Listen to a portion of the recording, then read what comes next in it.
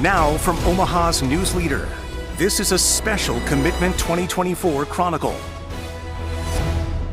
Hey, good morning. Thanks for joining us. I'm Rob McCartney. November 2024 marks a rare election for Nebraska. Both U.S. Senate seats are up for grabs. Senator Pete Ricketts is running to keep the spot that he filled when Republican Ben Sasse resigned, while Senator Deb Fischer is working to keep the seat she's held for 2 terms, 12 years.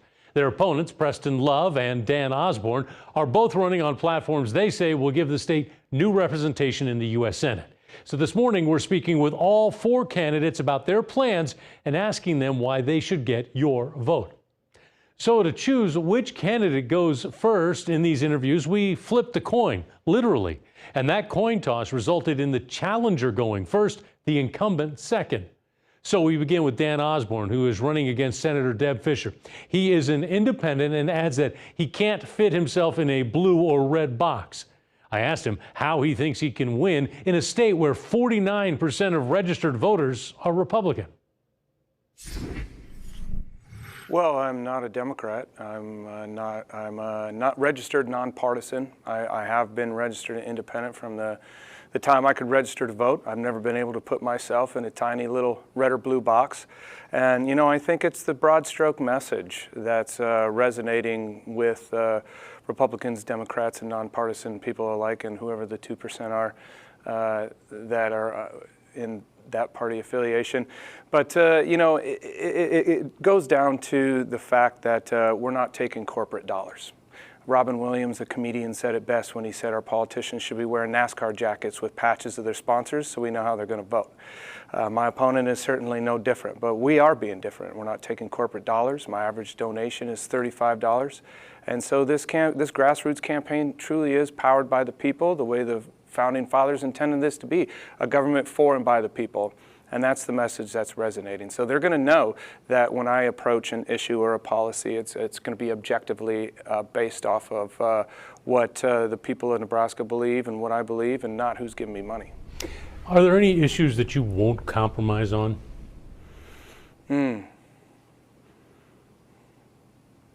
You know, no, I don't think there are, because compromise is the name of the game. I've been married for 23 years, and you know, you have to compromise to be able to be married that long. And so meeting down the middle is really what we've gotten away from with the polarization of politics. We've seen them kick the can down the road on the border bill. We've seen it twice now with the farm bill, which is dangerous. Our farmers are going to be losing money.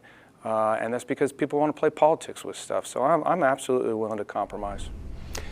Tell me what's your number one issue then for you. Do you have one, a number one? Well, it's not my issue. So I've done 140 publicly advertised events across Nebraska, talked to thousands of people. And really it's the people of Nebraska's issues that I make my own. And number one is economy / inflation. People are hurting, right? I'm hurting. I'm a steam fitter by trade. I'm not a rich person. $250 used to fill up my grocery cart, and today it barely skims the bottom. So these are issues with inflation, price gouging. We got to hold corporations accountable, you know, for inflated costs. You know, we just saw Kroger publicly admitted that they were price gouging with things like milk and eggs. So we certainly start to have to hold these people accountable. First question in the presidential debate was, are you better off now than you were 4 years ago? What's your answer to that question? Well, for me, I am not, because I led the strike at Kellogg's 3 years ago as president of my local union. I got fired shortly after that, so that was a good paying job. I had to start over. I landed on my feet as a steam fitter, so I wouldn't say that my situation is you know, the standard situation. It's a little bit unique in that you know, at 48 years old, I started over in life. Pentagon just sent another, what it calls a small number of additional ground troops to the Middle East. You're a veteran. Do you support that? No, I do not. I do not support boots on the ground in the Middle East or Ukraine. You know, I have an 18-year-old son. A lot of us have military-age kids. I certainly don't support. I think you know, Israel had the right to defend themselves after October 7th. We saw the attacks; they were brutal. innocent losses of lives. They have a border. They have the right to protect that border, and I think we have an obligation to support our allies around the globe, but boots on the ground, no. You support medical cannabis or medical marijuana. Do you support recreational marijuana? You know, I don't know. I'm on the fence on that one. I flip back and forth all the time on that one. I certainly support medical cannabis. I know the woman who created the initiative. She's got a kid with that has seizures, and look, that's something that grows out of the ground. And I know Big Pharma didn't want medical cannabis, and you know, my opponent Deb Fischer, she takes money from Big Pharma. And they're the ones who are not going to benefit from medical cannabis, and people that can actually benefit from that, veterans, people who have seizures, glaucoma, you know, the list goes on that can benefit from it.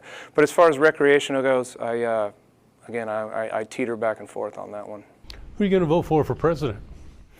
Well, I'm an independent. You know, what being an independent means to me is it means I want to work for the people of Nebraska. I stated at the very beginning of this that I don't take endorsements from any one political party or one political figure, and I certainly don't give them as well. Who's ever elected president, I'll be happy to work with that person to best deliver for Nebraskans. Republican Senator Deb Fischer is working for her third term in Washington. She was first elected in 2012, then got reelected in 2018. Past competitions, she's won overwhelmingly, but polling shows that Dan Osborne is putting up a fight. We asked her how her campaign is handling that. Oh, I always campaign hard. I'm always out working hard, whether I'm in an election cycle or not. I love this state. I love to travel this state. I love to get out and listen to people and to be able to work on solutions with people of Nebraska. I don't take anything for granted. Don't take anything for granted. You know, my first race was with Bob Kerrey. We worked really hard there. And second race, same thing.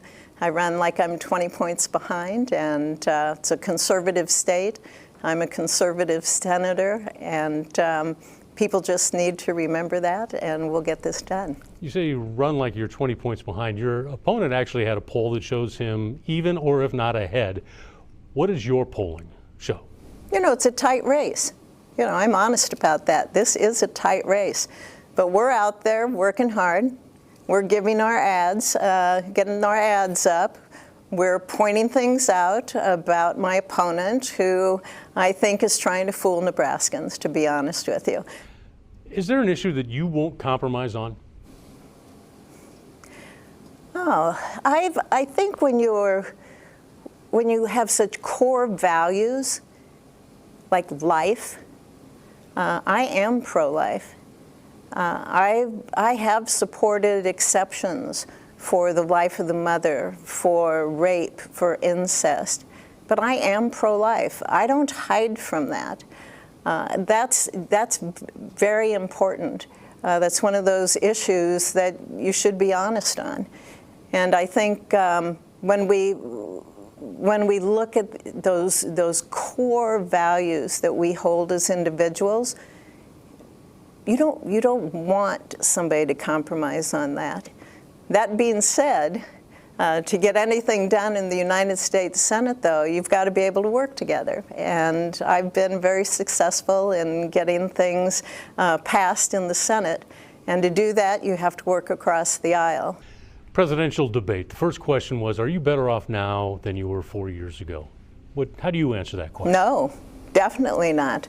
You know, when we look at the time that President Trump was in office, people had more money in their pocket, and I can tell you for sure that this country was safer with Donald Trump as president. Look at the world right now, and the chaos, the disruption, the wars that are going on. That's all taken place since Joe Biden became president. And it's all happened, I believe, the tipping point was the botched withdrawal that we saw from Afghanistan from the Biden-Harris administration. Let's talk about the Middle East. Pentagon just sent another, what it calls a small number of additional ground troops to the Middle East. Do you support that? I support being able to help our allies. We have, I think it's right now, about 40,000 troops in the Middle East. to be able to provide that support, to be able to hopefully calm tensions. But as we see, Rob, tensions are very stressed now. As a member of the Armed Services Committee, would you vote or would you actively support sending more people on the ground? You'd have to really convince me to be able for me to support sending our young men and women into harm's way. Let's talk about your time in the Senate. In 2012, you said you were going to reform Congress, supporting a constitutional amendment setting term limits for members of Congress, even pledging to limit yourself to 2 terms in the Senate. You're running for your 3rd term. What's changed? Well, it changed when I got there and I learned how the place works. You know, in the Nebraska legislature, I served under term limits. We all were treated the same, and term limits only work if you have that level playing field. When I got to the Senate, I found out how much seniority matters in the United States Senate. It plays into your committee assignments. It plays into how you have made a network within not just the Senate, but within the House to be able to work together on bills to advance legislation. So after seeing that and having a number of Nebraskans contact me and say, you're so effective, you're bringing home a lot of good things for Nebraska, you're able to fight hard for Nebraskans. And after my husband and I having some deep conversations about running again for another term, I decided to do it.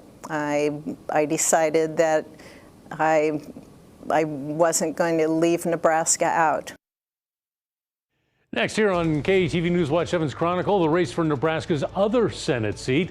It's rare to have 2 come up in one election year. Pete Ricketts is hoping to secure the rest of his term as Preston Love battles for your vote.